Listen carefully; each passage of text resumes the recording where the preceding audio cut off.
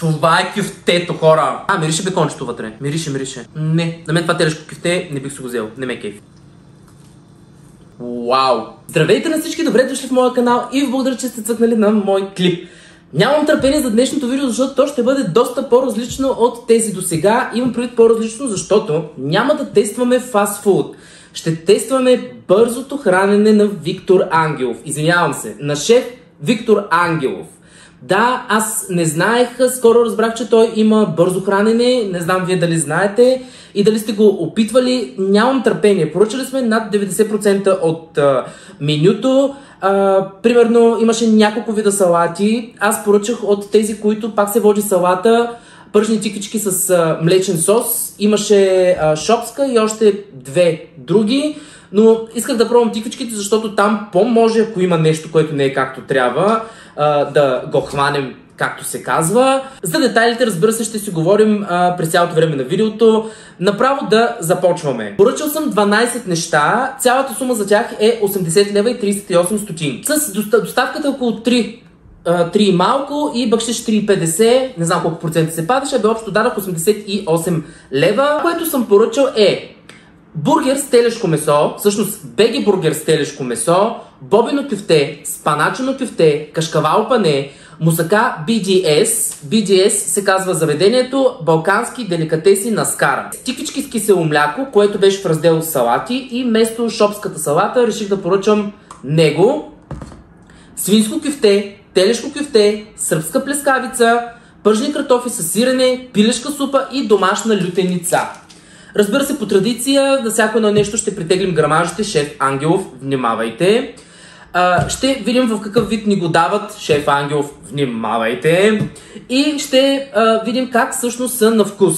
Шеф Ангелов, тук много може да ни внимавате, защото вкусът е субективно понятие. Започваме с салатата, която е салата пържени тиквички с млечен сос.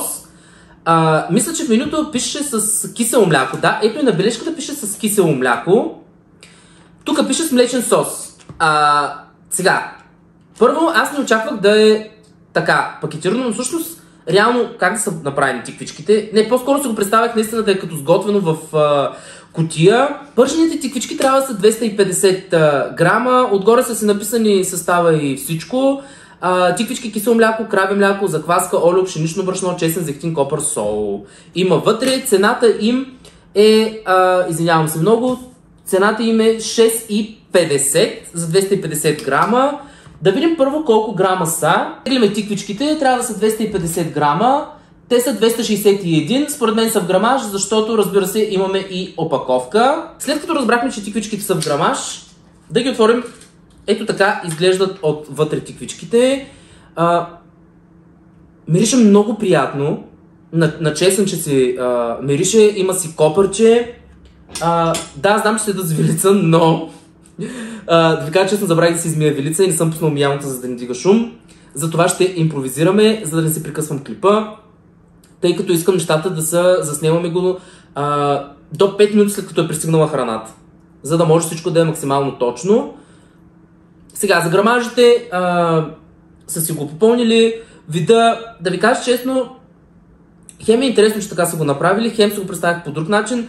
Но заведнъж ще дам 7 от 10, защото не е зле. Изглежда се добре, просто аз очаквах друго. Това, че аз съм очаквал друго, е нещо съвсем различно. Вие, между другото, че е готвено да участвате отдолу и да казвате според вас поне на вид, ако сте ги опитвали, може и на вкус, според вас на вид как са. И за грамажите, ако имате да добавите нещо. На вкус, да ви кажа честно, за вкусът не съм много очарован. Сега ще ви кажа защо. Защото нямат вкус на тези тиквички, които са, просто си ги правиш, нали, както си се правят, пръсваш кисело мляко и слагаш чесън. Ами, наистина се усеща, със сигурност се усеща брашното. Тоест, усещате, че има нещо допълнително, което да го сгъсти и е малко като леко нешесте. Сега не ме разберете, не са някакви много гадни, но просто не са ми по вкуса. Но очаквах да е с леко по-домашен вкус. Не е лошо на вкус, ако трябва да съм обективен, но спрямо моето предпочитание бих му дал 5 от 10, защото по-скоро се едно ям тиквички с нещо като млечно нешесте, отколкото тиквички с кисело мляко, но разбира се, както пак казвам, вкусът е субективно понятие. На някои хора, даже може според мен на доста хора ще им харесат, особено така да минат да си го вземат и по пътем да си го изядат. Е супер много по-добре от фастфуд при всички положения. Просто обективното е, че вкусът си е добре, а субективното, моята оценка реално за вкус е 5 от 10. Съответно, съотношението цена и това, което получаваме за 6,50, 4,50 ако е това, което виждате, нали, съответно, да, минаваш, взимаш си го набързо, нали, така опаковано, но 6,50 ми се струва много според мен, затова за цената бих дал 6 от 10. Следващото, което ще проверим и ще тестваме, това е пилешката супа. Между другото, супата дойде топла, всичко дойде топло, от това, което трябва със сигурност да е топло, за което евала. Супата струва, сега ще ви кажа колко пари струва пилешката супа. Пилешката супа струва 9,60 и като грамаж е 300 мл са писали, значи това означава, че трябва да е 300 грама в този случай. Мисля, че за супите важи това, което е с водата, че грамажите е равно, че милилитър е равно на грамажи. Извинявам се, нали, ако нещо бъркам, но на кантара съм засичал, поне за сега показва, когато има милилитри, ги показва в грамове абсолютно едно и също. Поне това, което съм засичал аз от този сорт, нали, течни храни. Това после ще обсъдим цената, но сега самата супа първо да примерим грамажа и. Грамажът на супичката е 311, според мен опаковката е горе-долу около 11 грама. Така че тук мисля, че няма смисъл да мерим допълнително. 311 грама е, аз после ще погледна опаковката, сега да не приливам, да се стараем колкото може това видео да изглежда възможно най-добре. Така че, според мен опаковката е горе-долу толкова, за мен са си в грамаж, мирише много яко, хора. Тук, ако за тиквичките имах някакво оплакване, просто защото аз си представях по друг начин да са, за супата мирише наистина много яко. Просто много яко мирише тази супа. Така че за вида абсолютно 10 от 10, грамажите са си, като във вида ще вкарам и мириса, айде, нали? Грамажите си съответстват. Сега да я пробваме. Мале, хора, това видео не е спонсорирано. Супата е мега яка. Честно ви казвам, чакайте, че още тук млясквам месо. Супата е много яка. Даже няма нужда да я овкусявам. Не го казвам, защото шеф Ангелов е много популярен. Семия тая на мене кой колко е популярен. Тук тестваме нещата както са си. Супата е много яка, 10 от 10. Продължаваме с мусаката. Имаше добавка кисело мляко, но нарочно не съм сложил. Аз си имам кисело мляко. И не искам да пробвам натуралния вкус на мусаката, т.е. без да е подправка с кисело мляко, защото има хора, които не слагат кисело мляко на мусаката, не знам как живеете, и на ориза, не знам как живеете, и на сърмите, не знам как живеете, нали, в кръга на шегата.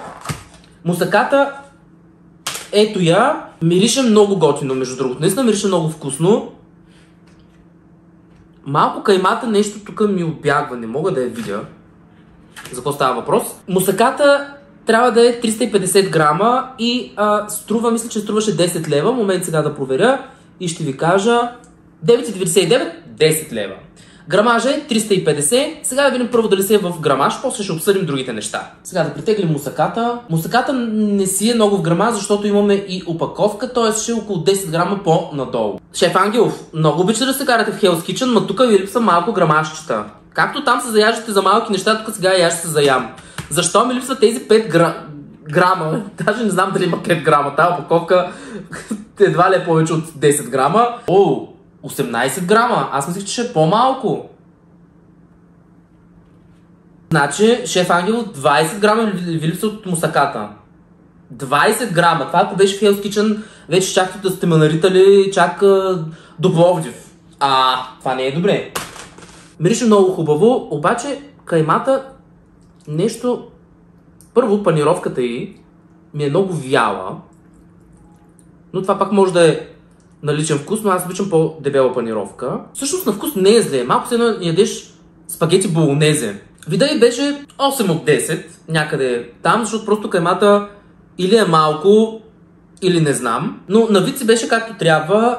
Грамажа, съжалявам, не беше в грамаж с 18 грама, всеки сам може да си прецени много ли е, малко ли е, поносимо ли е, простимо ли е или не. И на вкус аз бих дал 6 или 7, 6,5 някъде от 10. Казвам защо.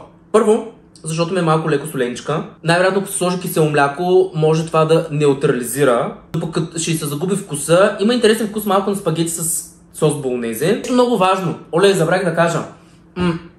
За цена, съотношение цена за супата.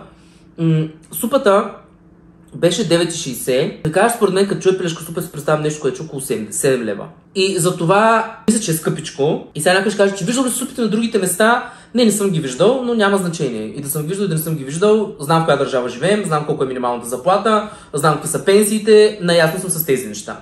Така че пилешката супа за мен е както тиквичките, може да е 2 лева по-ефтина и тогава наистина ще си е окей в цената. За мусаката 10 лева, тук съм по-склонен да кажа, че е окей. 10 лева за основно, мисля, че е добре за 350 грама, в случай 330, но както и да няма значение. Мисля, че 10 лева е окей. И време е да пробваме кашкавал пането, преди да започнем с карата бургерите и пръжните картофи. Кашкавал пането мирише много готино. Разчупих го, за да го видя вътре какво е. Съответно, вие го виждате тук на кадрите какво съм направил. Първото нещо, което на вид си е супер, малко по-тъмно, отколкото на мен ми се иска за цвят, да ви кажа честно. Всъщност, защо казах, че е супер, като ми се иска да е по-тъмно, без да вида 7 от 10. Но, като го разчупих, бих даже му дал 6 от 10, защото това е от жълтия мазния кашкавал. Не се кефя на този кашкавал. Аз обожавам сирена и кашкавали, хора. На студен вид е 6 от 10, на топъл не мога да кажа как е. Трябва да е 120 грама за 6,60. Мерим кашкавал пането. Аз съм го разчупил преди това, вие сте видели. Ето го, 113 грама. Както видяхте от кашкавал пането, липсват 7 грама. Това не е мой кашкавал. Изобщо. Аз не харесвам толкова мазни кашкавали. Сещате се от тия кашкавали, дето са много мазни. Като го панирате или като нещо го сложите някъде, той не се разтяга, ами е по-скоро се разтапя като масло. Сега, може би това е по-хубавия кашкавал като качество. Не съм запознат. Тук говорим за вкуса. Затова за мен кашкавал пането е по-скоро 6 от 10 и то на вкус. Започваме с пържените картофки, които, разбира се, най-добре ще ги видите, когато ги и притеглям, защото трябва да ги изсипя. Взел съм и нарочно с сиренце, за да им вкусам сиренето, тъй като ви казах, че вече обясних ви какво защо и много искам да знам какво сирене и какъв кашкавал използват. Затова направо да отиваме и към грамажите, и към вида. Те ще са 2 в 1, защото ще ги изсипем, за да ги видите. Пържените картофи с сирене трябва да са 250 грама. И са 7 лева, по-точно са 6,99.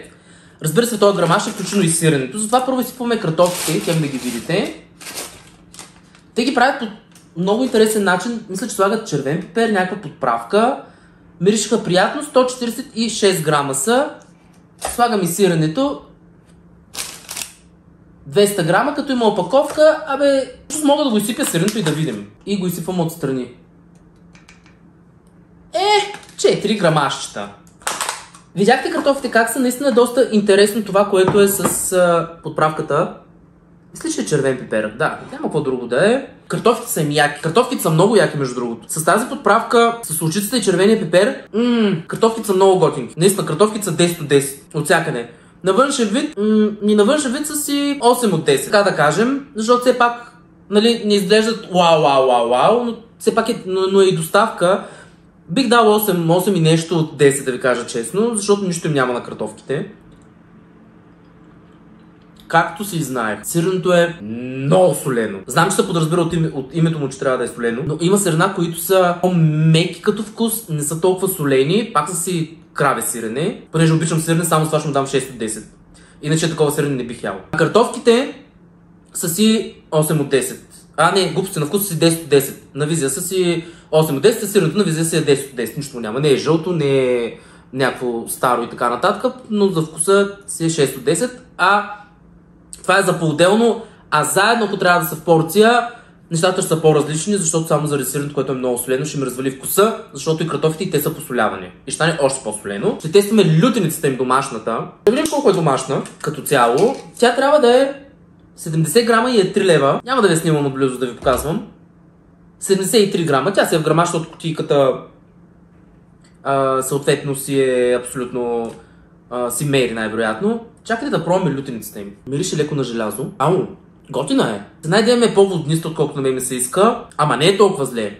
О, лютеницата е 9 от 10. Много е готина лютеницата им. Право, ако наистина домашна лютеница, хубава е. Ще ми се да не е толкова водниста. Нали, тя не е много водниста, не си представете, че е чорба, но не си ще да е малко по-наситена. Супер е лютеницата. Бургера ще е най-за накрая. Продължаваме към месата. Месата ги оставих най-накрая, защото ще ги изсипя всички в чинията. Вие ще видите едно по едно как ги меря. И съответно, направо после ще обсъдим месото, какво е на вкус и какво има вътре, тъй като за едното пише, че е леко алангле, пише, че е митреер, точно така мисля, че беше, момент да видя, алангле, точно така, тип алангле пише, че това е телешкото кюфте. И забравих да кажа за картофките със сирене, съотношението цена, 7 лева за пържени картофки със сирене, окей, 200 грама, супер е, лютеницата 3 лева, много е 3 лева за 70 грама лютеница, ужасно много е, направо за цената. Не съм съгласен с тази цена. Даже не знам как да оценя да й дам 5 от 10, като изобщо не съм съгласен. Даже и 3 от 10 не бих. Много е. Да, отварям тук кюфтетата и плескавиците. Свинско, телешко, бобено и спаначено. Това са всички кюфтета, които съм поръчал. Свинско, телешко, бобено, спаначено и плескавица. 5 вида кюфтета и в бургера има още едно кюфте. За бургер ще говоря после, защото от сега виждам, че са го опаковали много яко. Наистина според мен, даже това трябва да го пробвам в епизода за бургерите. Започваме да мерим кюфтенцата много набързо и после ще ги сложим и ще ги гледаме на едно. Първото кюфтенце, което е заедно с плескавицата, предполагам, че е телешкото, трябва да е 80 грама. То е 67 грама. Минус 13 грама. 13 грама са извън грамажа. Плескавицата, сръбската плескавица, пише, че трябва да е 200 грама. Тя е 169. От тук липсват 31 грама, което изобщо не е малко, камо ли за месо.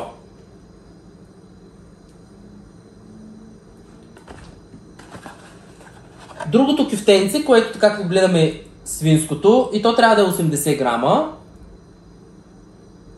То си е 7 грама, не си е в грамаж, то е сравнително по-малко в сравнение с плескавицата, която беше минус 31 грама. И останаха бобеното и спаначеното. Изглеждат много яко бобеното и спаначеното, между другото, но после ще ги разгледаме. Трябва да са по 120 грама. От спаначеното липсват 12 грама. Бобеното и то трябва да е 120 грама. И от него липсват 12 грама.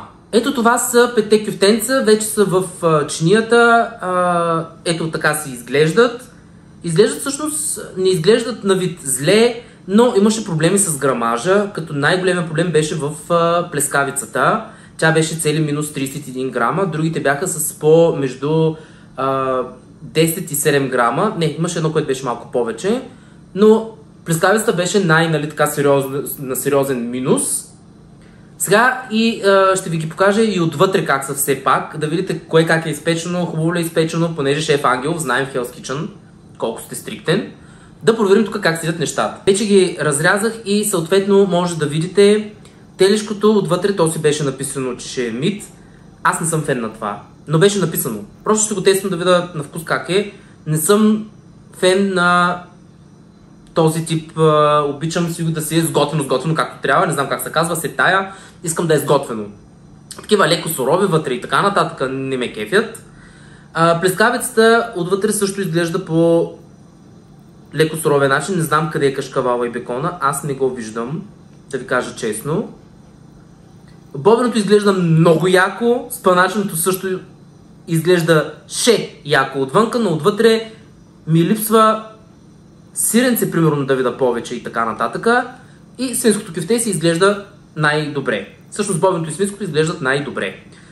Тук е момента да кажа, че тези неща не ги готви той, но все пак са под неговия надзор. Свинското кюфте трябва да е 2,40, 24 лева за кюфтенци, за 80 грама кюфтенци. Първо на вид беше супер, отвътре изглежда добре, така че за вида мога да му дам 9 от 10. Даже направо 10 от 10. Изглежда си като кюфтенци. И се мирише приятно. Вида му е 10 от 10. Грамажа не му беше в грамаж, трябваше да е 80 грама и е 2,40. То беше 60 и няколко и пак е 2,40. Като цяло дори 80 грама да е, за съотношение цена е много. Нека да го кусаме. Свинското кюфте пробваме. Много яко свинско кюфтенце. Свинското кюфте ме кефи. Наистина е много хубаво. Нямам такъв суров вкус на сурово вътре. Изпечено си е. Мене ме кефи. Може да ме някои, които да го обичат по-припечено, но хубаво е. За вкуса 10 от 10. За цената, какво да ви кажа? Направо 0 от 10. Не знам, наистина ми се струва много скъпо за кюфте 2,40. За 80 грама кюфте. Просто ми се струва много скъпо. Може би аз живея в друг свят и друга година, но 2,40 за 80 грама кюфтенци ми се струва много. Според мен трябва да е поне двойно по-малко. Айде, може да не е поне айде двойно по-малко. Много е 2,40 за едно кюфтенце. Поне така ми се струва на мен, не знам вие какво ще кажете. Затова за цената оставам на вас. Направо даже от сега нататък не съм сигурен цената дали направо вие казвате дали е скъпо или не, защото според мен на мен всичко ми се струва скъпо. Изключение тук имаше на едно-две неща, които не, нали? Може да не съм прав. Като цена трябва да е 80 грама и 3,60, като телешко да трябва да е по-скъпо, но не чак толкова. Ох, направо това като гледам, наистина ми е гадно, че трябва да го ям. Но това е лично мое, просто аз не обичам такива мит реер. Добре, окей. За първ път се признавам, че не знам дали мога да дам дори обективна оценка. Тоест дали субективна оценка. Някой, който яде такъв тип месо направено по този начин, може би най-вероятно трябва да каже, на мен това телешко кюфте не бих си го взел, не ме кефи. Казано е, че е такова, но исках да го взема за да пробвам за себе, защото не бях пробвал никога такъв тип. Не е телешко, ами по този начин направено мит. Право ми заседна на гърлото тая кайма. Слезе надолу. Че ми заседна и на гърлото, о не. За това кюфте е тотално не. Всичко ми е не. Направо ми е, но както ми заседна и на гърлото, не. Това е вече субективно мнение. Субективното ми мнение е 0 от 10 направо. Или айде 1 от 10, не знам кое е най-ниското, все това няма значение. Не ме кефи това кюфте. Скавицата, която и тя ми изглежда леко сурова и ма хваща ми става гадно като я гледам. Мирише бекончето вътре. Мирише. Не. Малко има вкус на оканка или на нещо, това е заради бекона. Но пак заради това суровото не е моето. Просто затова гледах максимално отблизо да ви ги снимам, да ви ги покажа и така нататък, защото наистина ще има хора, които може би ще им харесат. Няма даже какво да дам оценка, просто не ме кефят. Нито телешкото, нито прескавицата, даже направо ми е гадно ми от тях. Свинското кюфтенце. Глупости. Спаначното кюфтенце. Панировката му е много яка, вече е изтинала обаче. Хубаво е на вкус, понеже аз обичам много спанак. Спаначното кюфтенце вътре има вкус едно на спанак и мента, нещо такова. Леко варен ми има вкуса вътре спанака. Ако беше с леко сиренце вътре, ще да е по-добре. Да, има нещо като прилича на някаква подправка, дето не знам каква е. Не е чист спанак, ами има някаква подправка вътре. Извинявам се пак за тази мизерия, която виждате. Като мента или нещо такова. За спаначното кюфте бих дал 7 от 10. Не, да, 7 от 10, защото панировката е готина, спанака вътре е готин, това с ментата е яко. Липсва ми сиренце. 6,5-7 от 10. Просто наистина е едно, има много бъкано, е с много спанак вътре. Ако имаше малко сиренце така да облегчиш, ще да е супер, защото малко така като го гризнеш, панировката прави вкуса, а другото има вкус на леко варен спанак с мента, но не е лошо. Между другото не е лошо изобщо. Даже си е готино. Цената му на това спаначно кюфтенце е 3,60 за 120 грама. Единствено само на вкус горе-долу ми хареса, и на вид. Всъщност и на вид ми хареса. Тоест за вида, преди да го разрежем, си беше направо 10 според мен. И като го разрязахме, нали, просто защото аз исках да има вътре някакъв друг цвят, да не е така седно сварен спанак. 7 от 10, вкуса е 7 от 10, цената много малко от 10. Като цяло смятам, че не е окей да е толкова скъпо. Бобеното кюфтенце, което между другото от кюфтенците за сега само свинското ми хареса, и спаначното, но свинското беше с по-високи оценки. Майко! Това е! Това е кюфтето, хора! Шеф Ангелов, не само за реванш на другите неща, за другите кюфтета, но това е 10 от 10 от всякъде. Хора, и панировката е много яка, и вътре боба е много яка, и подправките са много яки. Бобеното кюфте е много, много яко. Само изпаначното сложете сиренци да мога да си ги ям по-често. Много яко бобеното. На вид беше 10 от 10. На вкус ми е 10 от 10, наистина. Супер яко е. Но за цената, то също 120 грама и е 3,60. Казах, че е яко, да, харесваме, обаче трябва да съм обективен, много е скъпо. Това е боб. В смисъл, това е паниран боб. Разбирам, че има труд за направата, наистина е много вкусно, но ми се струва, че е доста скъпичко. Примерно с 1 лев може да е по-надолу специално това кюфте, а с паначното с лев 50 примерно. Това беше с кюфтетата. Време е за бургерът!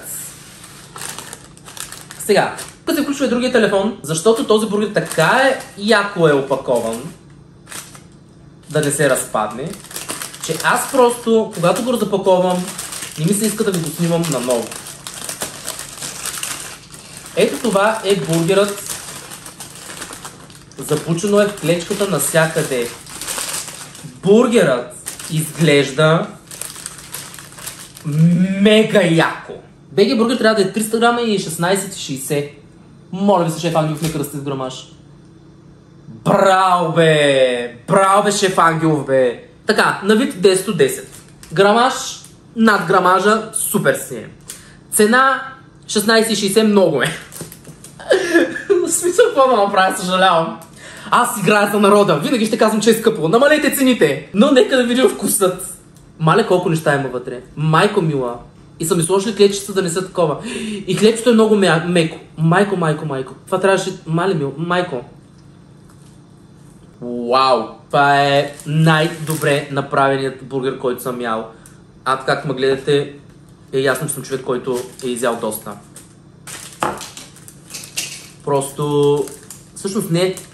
Защото вътре не е много добре изпечено. Моля ви се, тук е по-изпечено. Но тук виждате ли как розовей? Моля ви за шеф Ангелов, месенцето. Има хора, които ни ядем месо, което е, да кажем, както трябва направено. Нали, защото може да се води, че това е както трябва. Бруталка е. Имайте предвид, че това... Аз не знам колко време снимам вече, сигурно около час. Не, много е добро. И хлебчето се е меко и много е добро. Паднах на някакъв сос. Маля, това е най-вкусният бургер ever. Маля, шеф Ангелов, убихте рибата. Много е добро това наистина. В смисъл за бургера, за всичко му е 10 от 10. Бургера за мен е the winner. Да обобщим от тайния клиент за балкански деликатес скара, BGS. Аз добавих една буква като търсих. Няма да ви кажа какво ми излезе. Нещата, които зверски много препоръчвам от тук са бургера, бобеното кюфтенце, спаначеното кюфтенце, свинското кюфте, лютеничката, пилешката супа, картофите и мусакат. Като най-много препоръчвам, топ 3 са ми бургерът, бобеното кюфте и супата. Ма да без. Представям си с този хляб супата как ще. Както и да е. Това са резултатите от тайния клиент, който беше за едно от бързите заведения за бързо хранене на шеф Ангелов. Надявам се видеото да ви е харесало. Благодаря ви за отделеното време, благодаря ви за вниманието. Айде, чао!